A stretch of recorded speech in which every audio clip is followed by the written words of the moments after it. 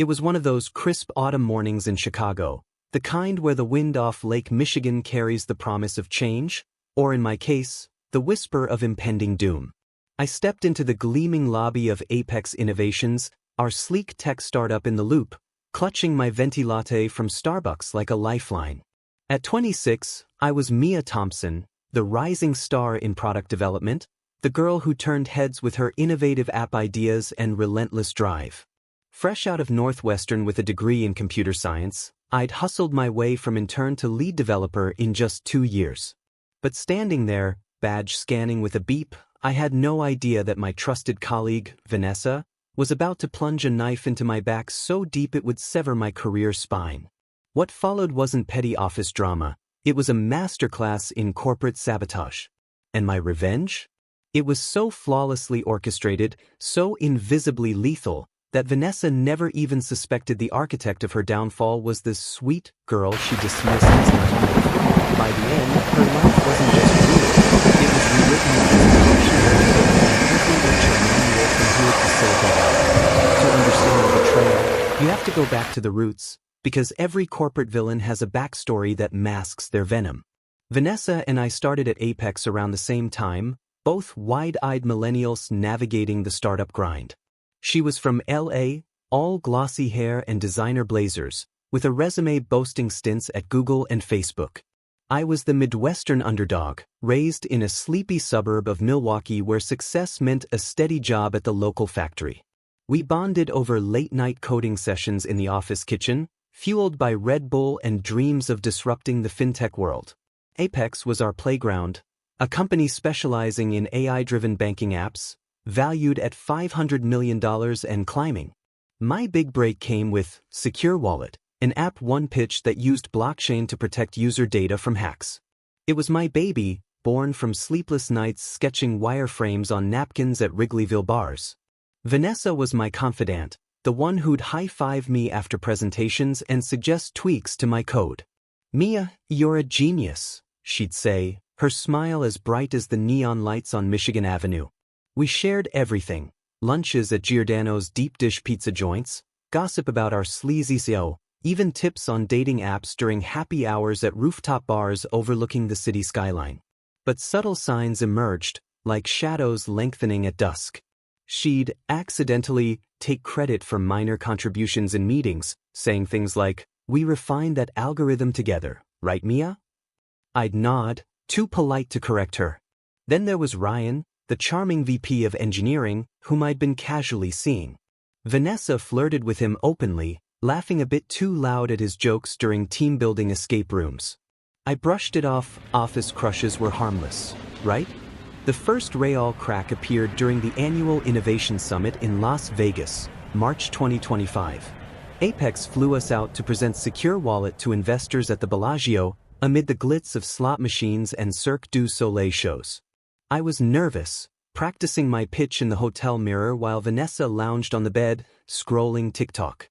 "You've got this, girl," she encouraged. But on demo day, as I set up my laptop in the conference hall buzzing with venture capitalists, disaster struck. My presentation file was corrupted, slides jumbled, data charts replaced with gibberish. I panicked, fumbling through a verbal explanation, but the investor's eyes glazed over. Vanessa stepped in heroically, pulling up a backup from her drive. "I made a copy just in case," she beamed. The pitch saved the day, but post-event, whispers circulated, Vanessa really pulled that off. I thanked her profusely, but a nagging doubt crept in. Later, checking server logs back in Chicago, I'm a coder, I live for logs, I found traces, someone had accessed my files remotely from Vanessa's IP address the night before. Coincidence? Maybe. But doubt festered like a virus in code. Back at the office, the sabotage escalated subtly, a slow poison drip. My emails to key stakeholders started bouncing, flagged as spam. Project deadlines I'd meet were mysteriously extended in the system, making me look sloppy. Meanwhile, Vanessa's star rose. She landed a promotion to senior developer, citing innovative contributions that sounded suspiciously like my Secure Wallet enhancements. I confided in Ryan over drinks at a speakeasy in River North, but he downplayed it. Office politics, Mia. Don't rock the boat. Then came the gut punch. One stormy April evening, I worked late, rain lashing the floor-to-ceiling windows. Logging into the shared drive for a final tweak, I stumbled on a hidden folder of Vanessa's. Inside, my original secure wallet code, rebranded as her Vault Guard prototype. Worse, encrypted chats with Ryan, plotting to pitch it as a joint venture, without me. Mia's too green, she'll hold us back, one message read. And the kicker, photos of them together, intimate, time-stamped during our casual phase.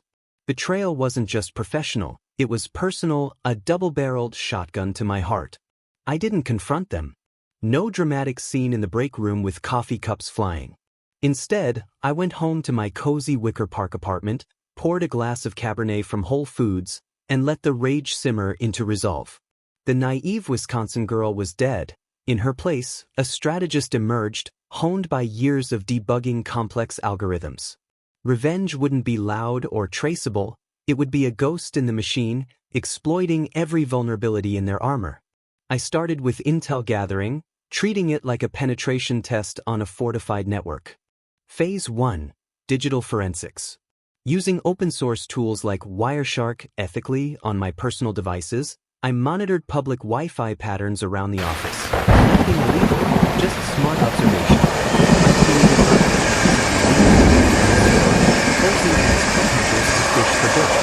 Vanessa's past surfaced. At her previous job in LA, she'd been quietly let go for ethical lapses, code for stealing ideas, buried in non-disclosure agreements. Ryan?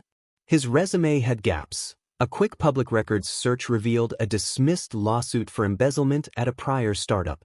Armed with this, I wove a web. I volunteered for the company's cybersecurity committee, gaining access to audit tools. Subtly, I planted seeds, anonymous tips to HR about potential data breaches, pointing to irregularities in Vanessa's access logs without fingering myself. The suspense mounted like a Hitchcock thriller. Every day at Apex felt like walking a tightrope over the Grand Canyon. Vanessa paraded her success, inviting me to team lunches where she'd dominate conversations. Ryan avoided eye contact, his guilt a neon sign. I smiled through it, biding time. By summer 2025, Apex announced a major funding round, with Vault Guard, nay Secure Wallet, as the centerpiece. Vanessa was set to present at TechCrunch Disrupt in San Francisco, a make-or-break moment. That's when I initiated Phase 2, the infiltration. I befriended a disgruntled IT guy, Mike, over craft beers at a Logan Square brewery. He grumbled about underpayment. I sympathized, slipping in questions about system vulnerabilities. With his unwitting help, I learned of a backdoor in the company's cloud storage, a legacy flaw from the early days. From my home setup, I accessed it, purely hypothetical for this tale, folks, don't try this at home, downloading irrefutable evidence, timestamps of Vanessa copying my files, emails to investors claiming sole authorship. But I didn't stop there. I crafted a Trojan horse, an innocuous-looking update to our shared codebase that, when deployed, would embed watermarks tracing back to my original work. It was poetry in Python. The climax hit at TechCrunch Disrupt, September 2025. The Moscone Center thrummed with tech elites, Elon Musk sightings, VR demos, the works. Vanessa took the stage, spotlights gleaming on her power suit, demoing Vault Guard to oohs and ahs. Mid-presentation, my script activated. The screens flickered, overlaying her slides with pop-ups. Original code by Mia Thompson, stolen intellectual property. Evidence scrolled, logs, chats, even redacted lawsuit docs on Ryan. The audience murmured, then erupted. Investors pulled phones, tweeting furiously. Vanessa froze, stammering excuses as security escorted her off stage. Back in Chicago, HR launched an investigation. The funding round tanked. But the real genius? It looked self-inflicted. My Trojan mimicked a bug Vanessa had introduced, in her haste, her digital fingerprints everywhere. Ryan was implicated too, his affair exposed in company chats, anonymously leaked of course. Apex fired them both, blacklisting them industry-wide. Vanessa's LinkedIn went dark, rumors swirled of her moving back to LA. waitressing at In-N-Out while fighting lawsuits. Ryan faced ethics probes, his career in ruins. I was the whistleblower hero, promoted to head of product with a fat raise. Secure Wallet relaunched under my name, propelling Apex to unicorn status. The twist that sealed it? During the fallout, a DNA kit from Ancestry.com, a whim after a family reunion, revealed Vanessa was a distant cousin. Our great-grandmas were sisters, explaining her obsessive mirroring of my life. Jealousy ran in the blood. As I sip coffee now in my corner office, overlooking the Chicago River twinkling under holiday lights, it's December 2025 after all, I ponder the cost. Revenge is a high-wire act. One slip, and you fall. But in America's corporate jungle, where backstabbers lurk behind every cubicle, sometimes the perfect payback is the only way to climb. Vanessa never saw it coming, and that's the sweetest victory of all. If you're in the trenches, remember, play nice, but code smarter. The end of her era was the dawn of mine.